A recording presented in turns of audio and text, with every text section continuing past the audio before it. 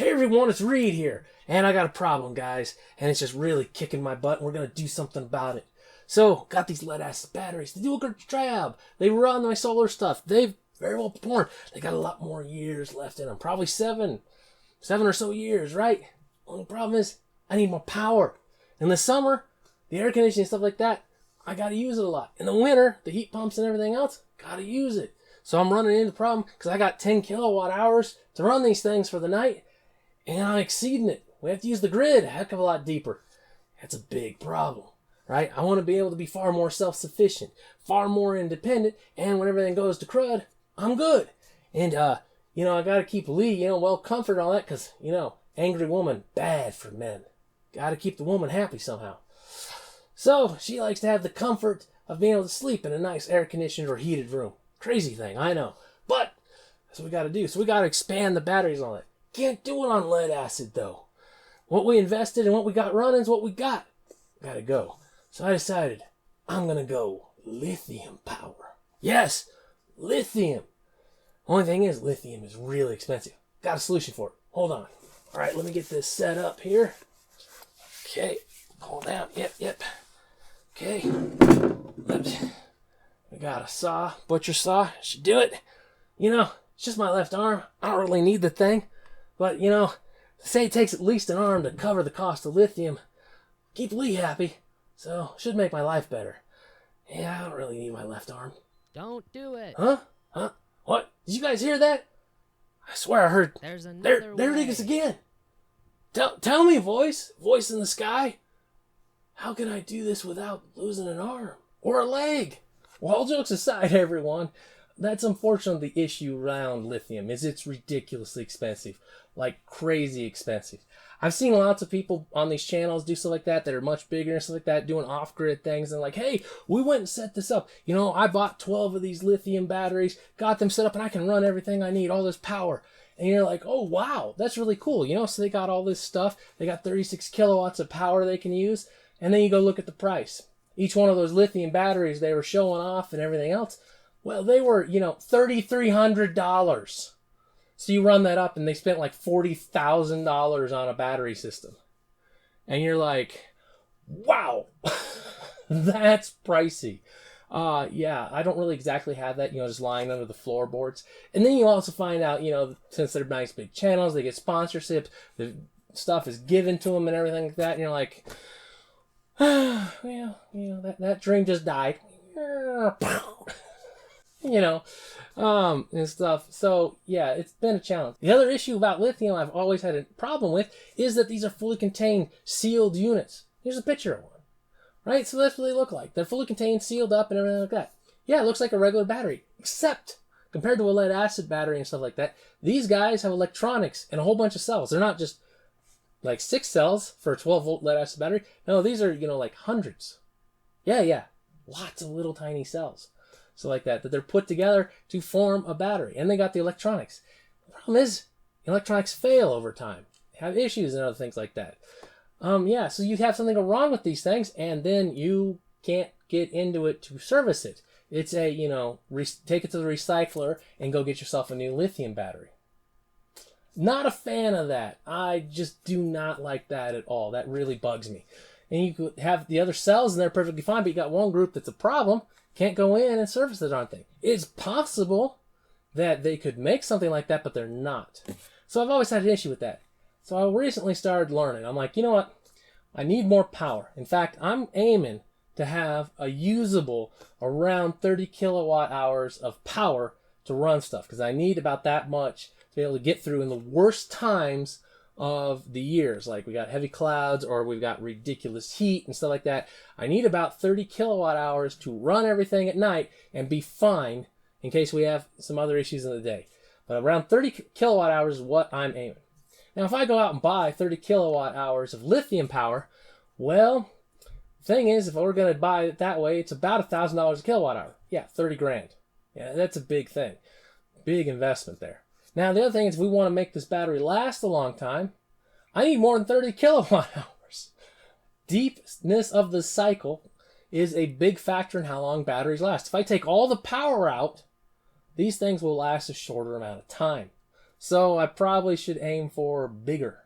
So in looking at all these stuff like that, doing some math, running some engineering, and everything else like that, yeah, I want around, 58 kilowatt hours of total power capacity of the battery pack. So yeah, $58,000. Yeah. If Lee found out I suddenly ordered $58,000 of batteries, there would be a discussion, probably a lot of yelling, pots thrown at me, something like that. What do you think, Lee? Yep. There's got to be another option, another solution to this, so that, Lee doesn't hunt me down with a cast iron pan and beat me to death with it. There's got to be a way to do it. I need something that's reasonable in the cost, right? It's got to be serviceable, and I got to be able to, put it together and make it work myself. So very DIY. Guess what? I found a solution. I got it. Got a perfect opportunity, and we're going to go through all this. I'm building a battery bank of lithium batteries out of a gob of little cells. Yeah, let me show you what I'm talking about here.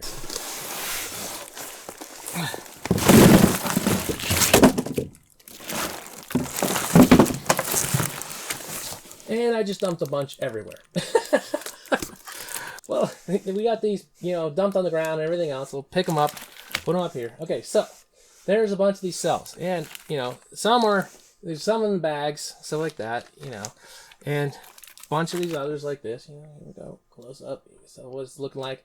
And these are lithium polymer, what they call lithium polymer. I don't know why they're called lithium polymer. It's not true lithium polymer, but they called that. The other thing, though, the more term that's often used is pouch cell. Yeah, this is what's in your cell phone. Yeah, this is what's in your cell phone. So it's running your cell phone battery. Different shape, obviously, customized for the cell phone and everything else going on. This is what's in there. We're going to use thousands of these. Yes, I bought thousands of these batteries because they were on surplus. Yes, these were surplus batteries that were discontinued from the product they were in, and these came on the secondary market. So you got thousands and thousands of these cells we're going to put together and make a big battery that will run the whole house. 58 kilowatt hours, total capacity, around 30 kilowatt hours usable. Yes! We're going to do it. We're going to make it. Now, the other thing is that we're going to also have a bunch of these 18650 cells. Very common, used, people that vape, you buy them for vaping stuff, and things like that. These are also the things, believe it or not, that were the first batteries that Tesla was using. And they only recently changed to a slightly wider and longer version of this for the Model 3. Yes, we're going to have a bunch of these in there.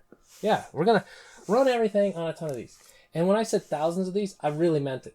We got I think 4,000 cells total going together to run all this crap. Something like that. But yeah, gobs and gobs of batteries. We're going to wire all these little batteries together. Now, probably some of you are out there screaming, Reed, you nutcase, how the heck are you going to make this work? The battery in my cell phone lasts 2 years. What the heck are you doing, you crazy bastard? If it's only going to last 2 years, you're going to spend money, wire this up, and then you're SOL. The thing's going to be dead in 2 years. Not entirely. So I found real good data and real good engineering science behind what these things can really do under various different conditions. And this is really important. Now, a lot of people say blah, blah, blah. They'll tell me blah, blah, blah. And I'm like, well, how do you know blah, blah, blah? Well, I was told blah, blah, blah. Okay, that's no help. They'll say, oh, so it said blah, blah, blah. Okay, you got anything to back that up? You got a paper? You got some real science data or something like that? No. Have you actually cooked it up, done that, run through it, and actually shown that it really does what you're saying? No. So you're just talking out your rear end. Just shush. I don't want to hear that. That stuff drives me crazy, and it's all over YouTube. Drives me absolutely nuts. It's how much people talk and don't really have anything to back it up. Well, I found real data, and we will go over the papers and all that other stuff later. We're just combined on the intro of what we're doing here, okay? But it turns out these little things, these little tiny batteries, when charged to a certain voltage, discharged to a certain voltage, and we're only using such and such power, instead of them lasting 2 years like in your cell phone, they can last like 20. Yeah. Big, giant difference. That means the effort we're putting in to build this giant thing is no longer a waste. I'm not going to have to replace this in 2 years like a cell phone battery. No, this thing will last for, about 20 years. So like that.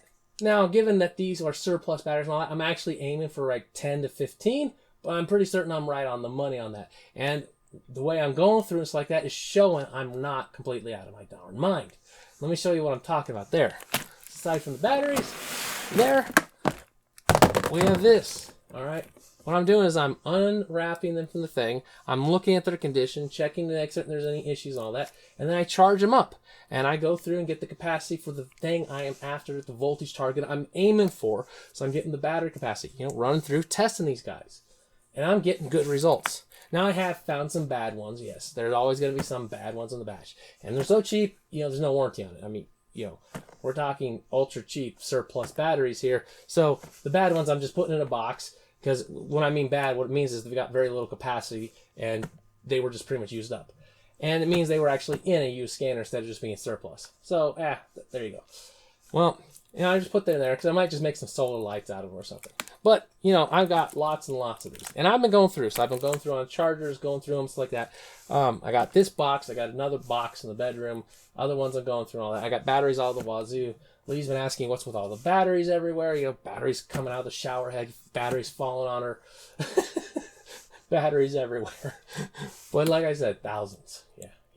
But it's a big project. It's going to take several months to get this all done. And we're going to run through all of it. I'm going to show you guys everything. So like that and the full cost. We're going to go over the whole thing. Instead of spending, $60,000 on a giant lithium battery pack, we're going to be much lower.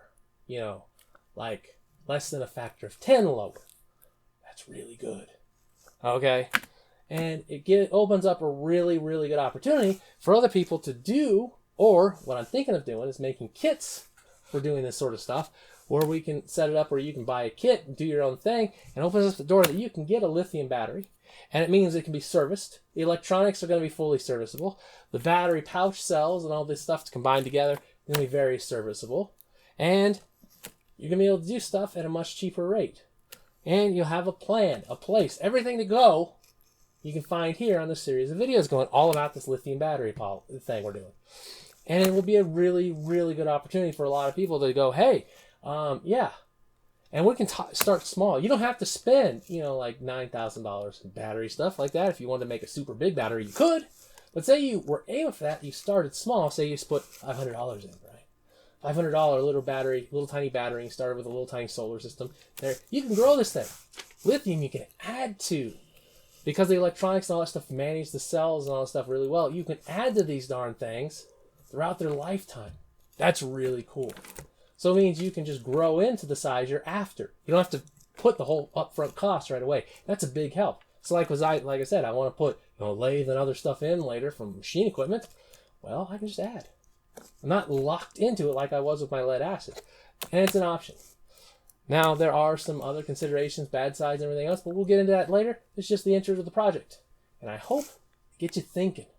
In the next video, we will go into the engineering, go into a lot of the pieces behind it. We'll go over the Los Alamos paper, talking about the lithium cells and how they can last 20 years or longer in certain other cases and things like that.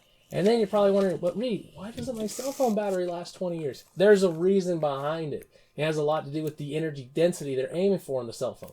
And they probably want you to replace it fairly regularly, so they drive it at the maximum full power they can get out of the darn thing, so that you can say, hey, I've got a cell phone that'll last, 2 days. Well, yeah, right. Well, a cell phone battery that'll last, 18 hours. So they do the full thing, full power, pull it all out. Well, it shortens the cycle life. But that's what they're aiming for. They also like it that you have to buy a new cell phone all the time. I'm certain they definitely have taken that into account, because it's like 18 months before your cell phone starts going. That's how it goes. Yeah, I know. Well, we can go into all that. But I wanted you to start thinking about this. Maybe there's a way I can do lithium without chopping off an arm. And you can grow into it and others like that and have serviceability.